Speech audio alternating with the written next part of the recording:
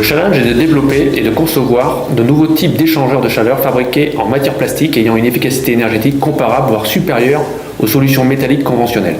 Supporté par l'ADEME, ce projet multidisciplinaire s'appuie sur l'expertise complémentaire en génie énergétique et en plasturgie de 2 équipes de recherche de l'IMT Lille-Douai.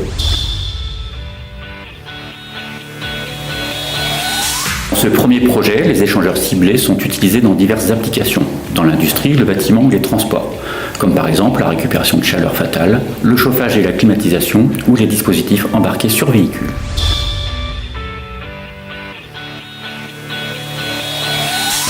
Réaliser des échangeurs de chaleur en polymère présente des avantages considérables. Économie de métaux critiques, comme le cuivre ou l'aluminium, facilité de mise en forme, résistance à la corrosion, masse volumique moindre. Tous ces atouts permettent d'envisager de nouvelles applications pour ces composants qui seront plus facilement intégrables dans de nouveaux systèmes de récupération ou de transfert d'énergie.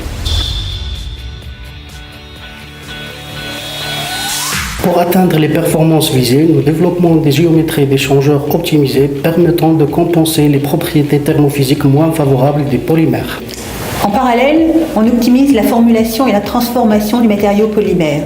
Le thermoplastique de base est ainsi dopé par des adjuvants et des charges, améliorant ses propriétés thermiques.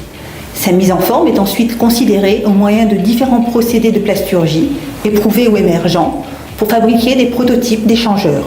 Ce prototype est un aéroréfrigérant de type tubelette mis en forme par un procédé d'impression 3D à partir d'un polymère chargé. La simulation numérique confirme que la grande capacité du composant permet d'obtenir des performances similaires aux échangeurs métalliques classiques, tout en gagnant en masse et en encombrement.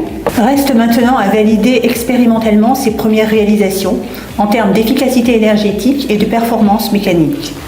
De nouvelles simulations thermofluidiques sont également envisagées pour définir des architectures de composants optimisés, encore plus complexes, exploitant les souplesses de mise en forme offertes par différentes variantes technologiques de procédés de fabrication additive.